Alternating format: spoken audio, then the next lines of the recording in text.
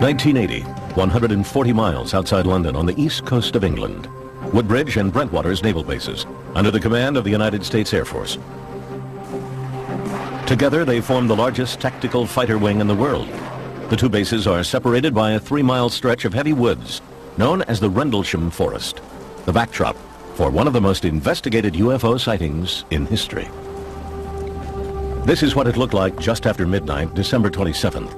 Woodridge Security Supervisor Sergeant Jim Peniston rushed to the East Gate, where sentries alerted him to strange lights. My first thought on it was an aircraft downing, a possible aircraft crash. There was a color scheme of red and yellow and some white light. That's the reaction to get with chemicals. Peniston radioed back to the flight supervisor and was given permission to investigate. He and the sentries advanced into the darkness until they stumbled on a sight they could not explain. The air, for example, had a feeling of electricity in it. My feelings at the time ran from confusion to disbelief. I could not understand for the life of me what this could be. The craft itself measured approximately 9 feet by 9 feet, triangular in shape. It had no cockpit, as far as I could tell. There was no windows, just this very highly shiny black glass-like material. And I think the most fascinating part of it, at least as far as I was concerned as an investigator, was the fact that this had identifiable inscription symbols on the side of it. Peniston says he approached the craft. It was warm when he touched it. Suddenly, it began to move, lifting up silently right before his eyes, then disappearing into the night sky. Peniston claims he drew this sketch of the craft at a debriefing the next morning with the Deputy Base Commander, Lieutenant Colonel Charles Holt. The next night, Holt received word that the strange lights had returned. Well, the base commander and I looked at each other quite in disbelief. And I said, well, we both agreed we needed to put this to bed. Eager to debunk the entire affair, Holt gathered a Geiger counter, night vision star scope, and a handheld tape recorder. Then, with a few men from the Disaster Preparedness Unit, he drove to the area where Peniston had seen the UFO. Portable lights they had brought mysteriously flickered and died. Holt, concerned for the safety of his men, ordered several of them back to the East Gate. With the rest of his unit, he walked into the forest, checking radiation levels. He says they seemed unusually high. Suddenly, off in the distance, Holt spotted a glowing object. This is the actual recording Holt made of his UFO encounter that night. We're looking at the thing, we're probably about 200 to 300 yards away. It looks like an eye winking at you. It flashes so bright to the star scope that it almost burns your eye. There's no doubt about it. This is weird. There's something very, very strange. And there we stood. Well, we didn't know quite what to think of that. But when we looked to the north, suddenly there were objects in the sky. And we watched this in awe. Suddenly the object came toward us at high speed. It moved directly toward us. I can't estimate the speed, but it moved very rapidly. Stopped and sent down a pencil-like beam at our feet. And just as fast as the beam appeared, it just clicked off, disappeared. I still have questions as to what happened. I really don't know what it was. I do know it was something strange, something that was controlled by some type of intelligence, and that's about all I really know. 2 weeks later, Holt described the incident in a memo sent to the British Ministry of Defense. The British government never responded to the memo, but word of the encounter spread. 3 years later, UFO researchers pressured the Air Force commander to release the memo under the Freedom of Information Act. News of the Rendlesham incident also generated enormous interest from UFO researchers and skeptics. Here was a case with highly credible witnesses, trained Air Force personnel. Tucson astronomer and retired U.S. Air Force pilot James McGahey is a UFO skeptic who investigated Holt and Peniston's alleged encounter. McGahey insists Holt mistook the beams from a lighthouse 5 miles away for a spacecraft. That object that was winking at him, which is on the tape, is clearly the lighthouse. Now he's looking at the lighthouse, I think, with a starlight scope. Now remember, here comes this beam of light. He's looking at this light with 100,000 times intensity. What it's going to do is it's going to burn out the image in the center, so it's going to become black. And that's what easily explains the beams and these other things. When Holt's tape is played against the flashing of the lighthouse, this seems to be the case. Right in this position here, straight ahead, in between the straight, there it is again. Watch, straight ahead off my flash right there. There it is. I see it too. I can't explain that. I really don't know. I never gave it any thought. I do know that the whole time we were out there, we could see the lighthouse. And the lighthouse was about 35 or 40 degrees off to our right from where this whole thing took place. Did area radar operators confirm the UFO sighting? Holt says maybe. They really didn't confirm they found anything, although later I found out that when they reviewed the tapes, they did find some things on the tape. If he has a radar report, I'd like to see it, because I investigated this and I couldn't find one. Skeptics also suggest the Rendlesham UFO might have been a meteor, bright stars, or a Russian satellite that fell out of the sky that night. To me, this is just a case of where a number of people saw some lights, got a little excited, thought about UFOs, and all of a sudden everything they see is a UFO. The first night, it was a combination of a satellite reentry, a meteor fireball, and a police car driving around in the woods. The second night, it turns out to be a lighthouse, some microwave antennas, and some stars in the sky. We had a controlled landing. Apparently, there was no crater. We also had a craft that was able to take back off with absolutely no sound, which tells me high technology, and maneuver back through the tree line, rise over the trees, hover momentarily, and then take off at incredible speed. It's just totally ridiculous to even consider that it was a Russian satellite or a meteor. Impossible. In 1991, believing serious questions were still unanswered, the British government finally responded to the Rendlesham incident. Nick Pope, its top UFO investigator, reopened the case. I've always felt that Rendlesham Forest is a case which displays a lot of important factors all drawn together. You have a multiple witness event. Those witnesses are trained military observers. The Defense Radiological Protection Service had no explanation as to why the radiation readings taken by Colonel Holt's team were so high. Undoubtedly, something very strange had happened there. Pope requested further investigation. The British government said no and closed the file. Perhaps in part due to this fact, Sergeant Peniston arrived at the site at approximately 1 a.m. and re-emerged from Rendlesham Forest after dawn, but could only account for less than an hour of his time. Skeptics question how Peniston could make such an historic discovery and yet not report back to base for several hours. What we had thought was apparently only maybe an hour's worth of investigation time turned out to be 4 hours. I got a feeling that might have been the adrenaline. That we were pumped up at that point in time. What is it that Peniston says he saw and touched that night? To this day, he is perplexed by the entire incident. Something that can sustain a controlled flight, something that has mass, something that makes no sound, and something that can take off at incredible speeds back up into the atmosphere. Explain it. I can't. Unknown forms in the sky surprise and alarm citizens below, sometimes causing governments to do battle with the unexplained. Belgium, the center of Europe, and the focus of one of the most famous UFO encounters in history. On the evening of November 15th, 1989, police officer Francis Michelzik had completed a few hours of routine patrol in Enns, a Belgian village near the German border, when Michelzik says he looked up and became one of the first witnesses of the Belgium wave. Nous avons observé une masse importante qui était dans le ciel. We saw a large mass in the sky, a triangular mass with 3 lights oriented downward, about 200 meters from our police van. Cet objet ne faisait pas de bruit et il était immobile. The object was silent and immobile. This object did not correspond in any way to anything we'd seen before. À ce que nous avions déjà pu voir dans le passé. 2 weeks later, Dieter Plumens, a member of the Gendarmerie, the Belgian National Police Force, heard over the police radio fellow officers nearby reporting a strange object in the night sky. At first, when we heard our colleagues talking to dispatching, we thought they were crazy. Plumens requested permission to investigate, and when he reached the edge of town, he says, witnessed an astounding sight.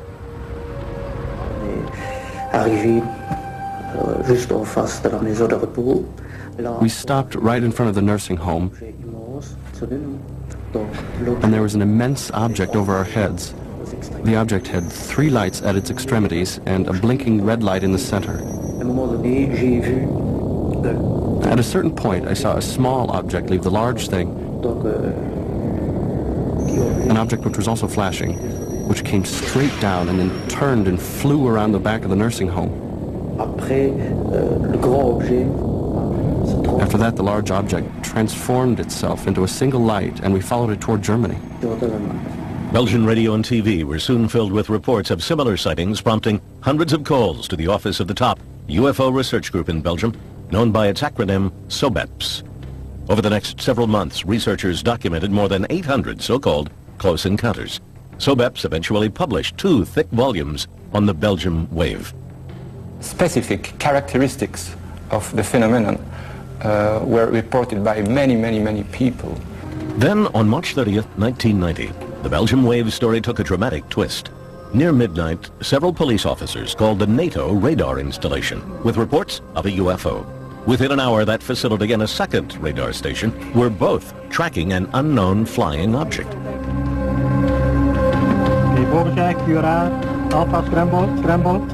The chief of operations for the Belgian Air Force, Lieutenant Colonel Wilfred de Brouwer, ordered ground command to scramble a pair of F-16 fighter jets armed with missiles.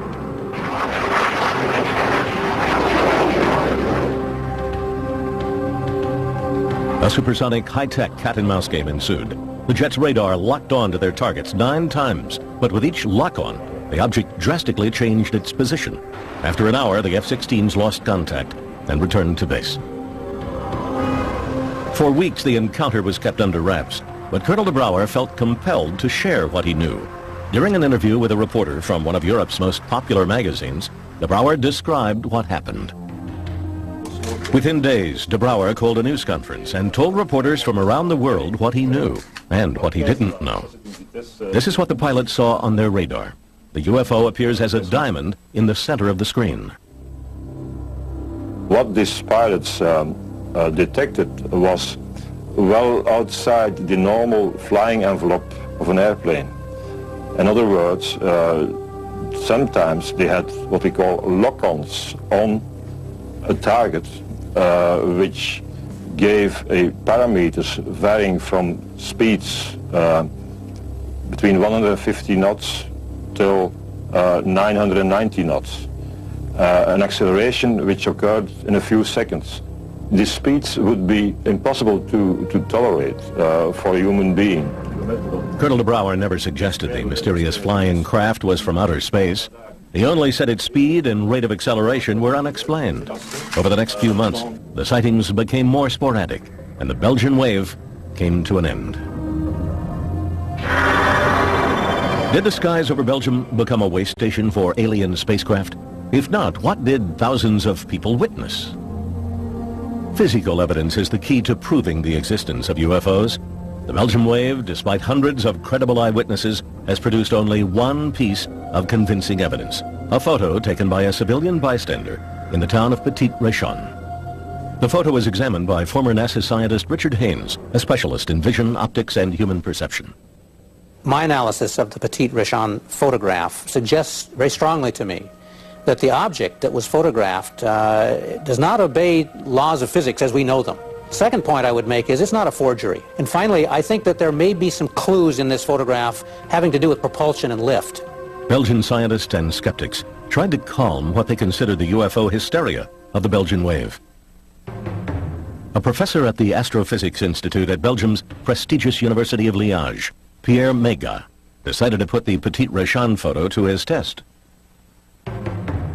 We tried to reproduce this photograph, and we produced this picture, which is well, very close to the original picture.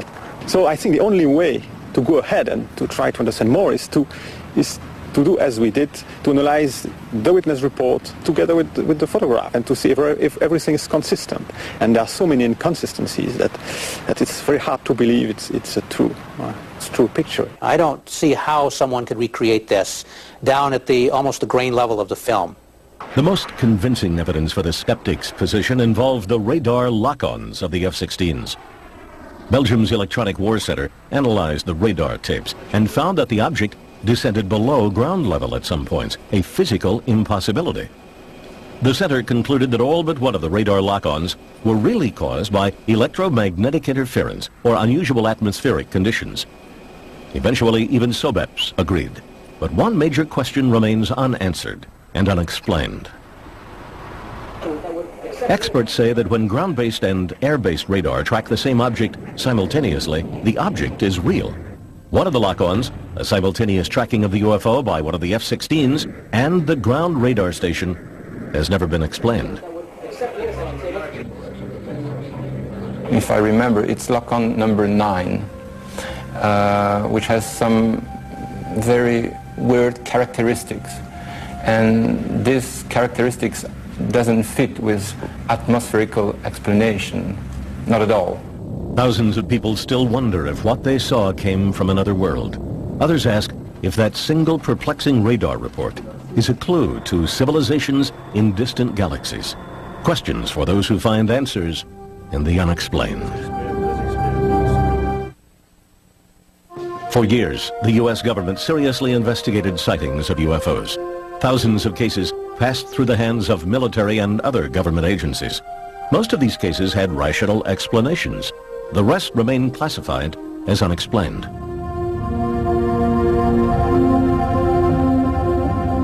"50-year-old Polish immigrant and amateur geologist Stephen Mahalik looked forward to his weekend getaways in the Falcon Lake area, 90 miles east of his home in Winnipeg, Manitoba. This was Mahalik's favorite prospecting site. Around noon on May 20th, 1967, as he examined a quartz formation, Mahalik was distracted by some unruly geese. He looked up and was transfixed. He says he saw two cigar-shaped objects glowing red in the sky. The following is a recording Mahalik later made of what he saw next. The size, was amazing. And here they're coming down. With speed, I just can't describe. Amazing speed. Mahalik says one of them stopped, suddenly accelerated, then disappeared. The other landed about 50 yards away.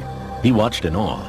I hear shh, and I hear a high-pitched whistle of running equipment, pumps on high speed. When the tank landed, it was of gray-pink color. It's stainless steel, and it was pink hot. And I can feel the breeze on my face that thing is hot outside. There was my notebook, there was my pencil, so I sketched it. Mahalik claims it was round, about 40 feet long and about 10 feet high. His curiosity took hold and he approached the craft. He examined the outside of it, slowly touching the glowing skin with his gloved hand. It was fiery hot, nearly melting the palm of his rubber glove. Mahalik says the craft rotated, turning its grid-like exhaust vent toward him. The blast of hot gas from the vent knocked him to the ground, setting his shirt and undershirt on fire. Suddenly, the craft lifted off the ground and, according to Mahalik, soared straight up. He threw his burning shirts to the ground, dazed and in severe pain from the burns to his chest and stomach. Mahalik says he wandered around for what seemed like hours before he managed to gather up his supplies. He found his way out of the woods, caught a bus, and later that night arrived back in Winnipeg. Still in pain, he rushed from the bus station to nearby Misericordia Hospital, where he was treated for first-degree burns.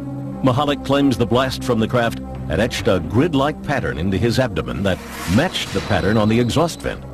The next day, Sunday, he was spirited off to the St. Regis Hotel after convincing the managing editor of Winnipeg's highly regarded daily newspaper, the Winnipeg Tribune, that his extraordinary encounter was real. At that time, I said, okay, as any newsman would have done, draw it. I gave him a piece of paper. I think that drawing has become the most famous UFO piece of evidence in the world today. He sat down, he drew it in front of me. I hid it. I talked to him. I called doctors. I called police. And I sure as hell didn't want the Winnipeg Free Press getting the story. Monday's edition of the Tribune led with this headline: Mahalik soon became a sensation worldwide. What followed was one of the most intensely examined UFO cases on record. Over the next 2 years, Mahalik's burns kept recurring and no one could explain why. He was examined by more than a dozen physicians in Canada and the United States, including doctors at the Mayo Clinic. An investigation by the Royal Canadian Air Force concluded that the abdominal burns sustained by Mr. Mahalik remain as unexplainable as the source of the burn. The Mayo Clinic psychological report further concluded that Mahalik was not prone to delusions, hallucinations, or any type of emotional disorder. Perhaps the most influential investigation was conducted under the auspices of the United States government. The chief investigator, physicist Roy Craig, is now retired and raises llamas on his Colorado ranch. His job was to investigate UFO reports and find physical evidence.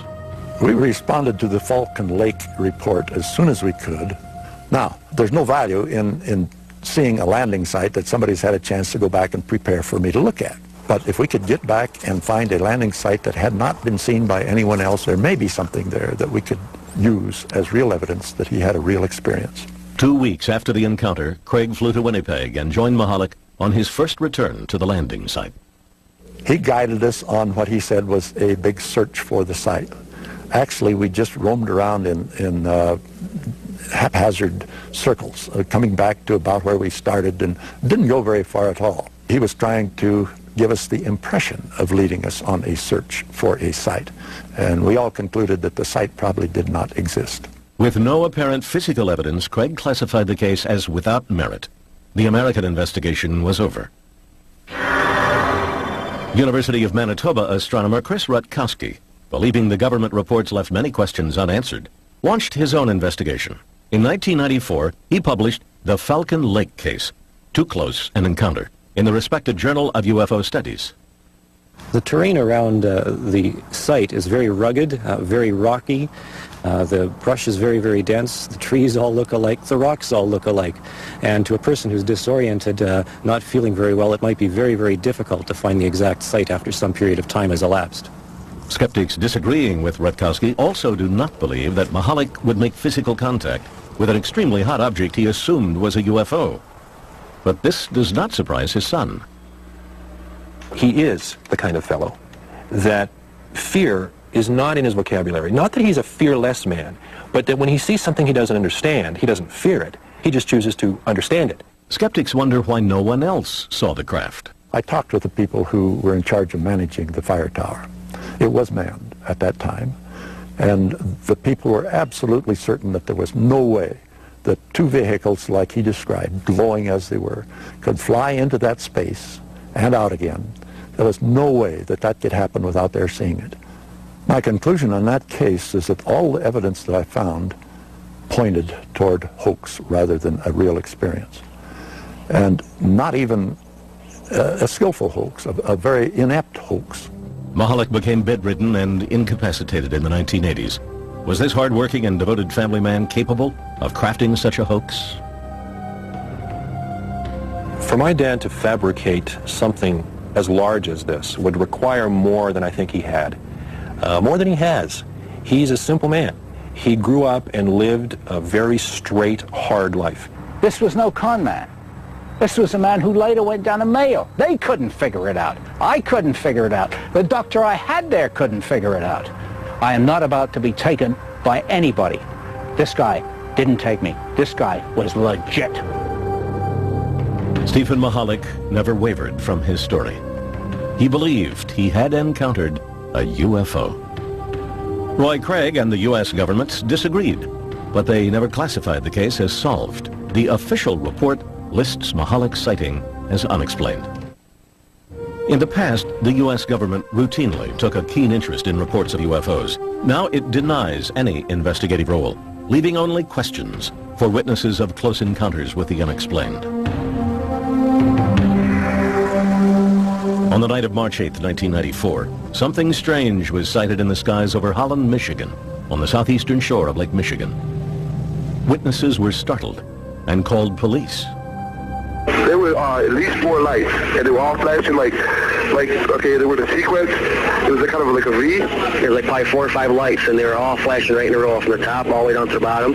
The lights hovered over the outskirts of town near the home of Holly and Darrell Graves. Their 15-year-old son, Joey, was sitting in the living room watching TV. Out of the corner of my eye, I saw light, and I looked out the window, and there was a round circle of lights. I called my parents in, and they were sleeping. They didn't know what was going on, and my mom, she called 911 to get a cop or someone out here to look at it. 911. We were just wondering, have you heard anything about these lights that are flickering up here? It's different. I've never seen anything like it. Okay, well, have somebody check it out. It looked like a sphere. The lights were really weird because they changed, but they kind of faded into a different color, so it wasn't like regular lights. So it was kind of weird. We watched it up to about a half hour, just slowly moving south. We were just in awe, I think, about the whole thing. There was no noise. It was very peaceful out. We just stood there and watched this object. At that moment, Officer Veldhuis pulled in the driveway. What I saw were two bright lights. Their movement was something that really caught my attention. Their speed accelerated, and then it slowed down again. And I decided to have our 911 dispatcher contact a radar operator in Muskegon, Michigan. It was a clear night. It was about 10 p.m. I was alone on duty, and we had a call from the central dispatcher in Ottawa County, which is quite common for the police department to call us whenever they have any type of weather questions. Weather Service, Muskegon. Hi, Muskegon. This is Ottawa County 911 calling. You getting anything weird down in the southern Ottawa County area? Bouchon checked his radar for any images, what radar operators call returns. I'm seeing 3 of those. They're very strong. These are huge returns. I've never seen anything like this. Not even when I'm doing storms. This is really weird. These are bigger than planes. They're about over the center of Lake Michigan, 3 of them in a triangle. What was extraordinary about the case was that radar apparently detected the object at the same time witnesses saw it. It's a level of confirmation rarely achieved in reported UFO sightings. Airplanes look like they're moving. These were just sitting still. And then a few minutes later, they would disappear from one spot and show up somewhere else. I really didn't know what it was. Strange lights in the night sky moving at otherworldly speed. The image confirmed on a radar screen. Was this finally hard evidence of a technology far beyond our own? Had an alien spacecraft paid a visit to Holland, Michigan? There was no explanation for these unusual sightings. A reporter for the Muskegon Chronicle, Michael Walsh, decided to investigate for himself. He too found the story remarkable.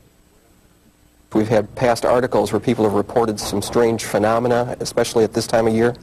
But not once did we ever have any dual confirmations, visual plus the radar. Others began looking into the incident, fascinated by the radar confirmation. A professor of natural sciences and at the same time the editor of the Journal of UFO Studies, UFO researcher Michael Swords, met with radar operator Jack Bouchon. We went into the radar room.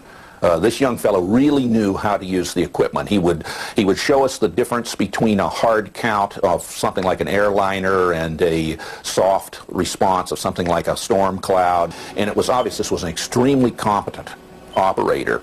Skeptics point out that Bouchon was still a weather intern at the time of the sighting. California engineer and skeptic Robert Schaefer thinks he can explain what the images really were.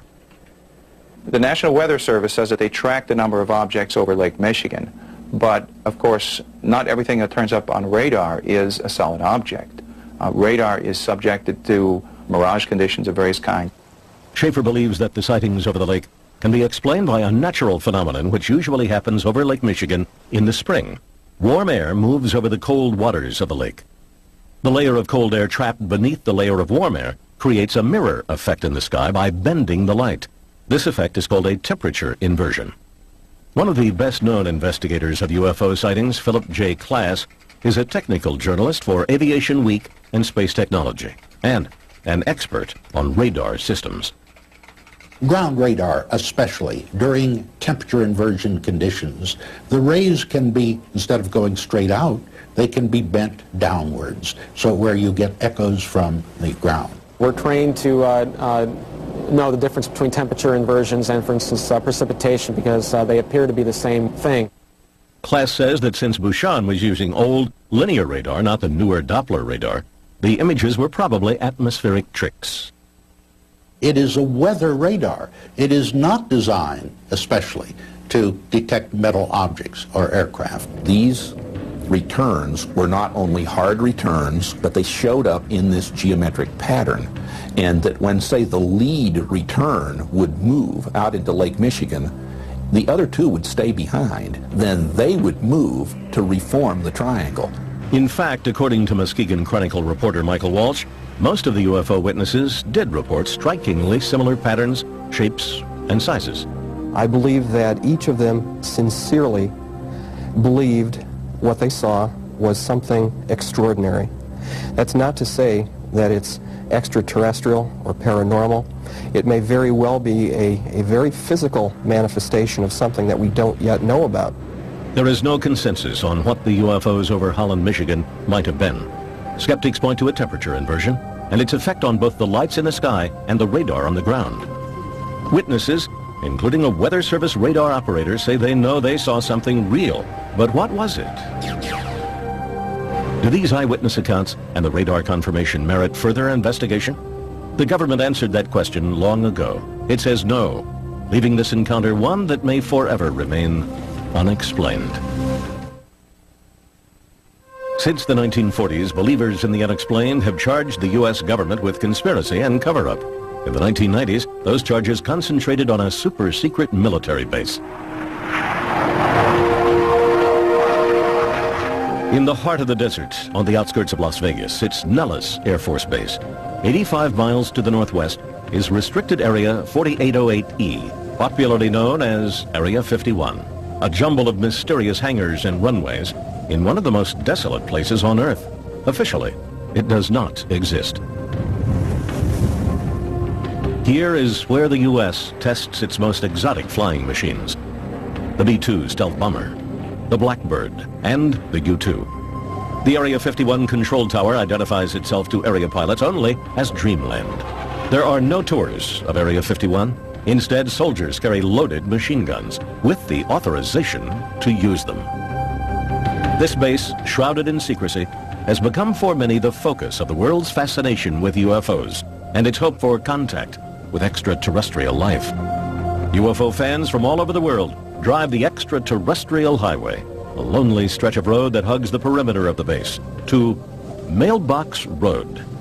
From this location, hundreds of UFO sightings have been reported. The vast majority have been explained as lights from the latest earthbound military technology. Some, however, are harder to identify.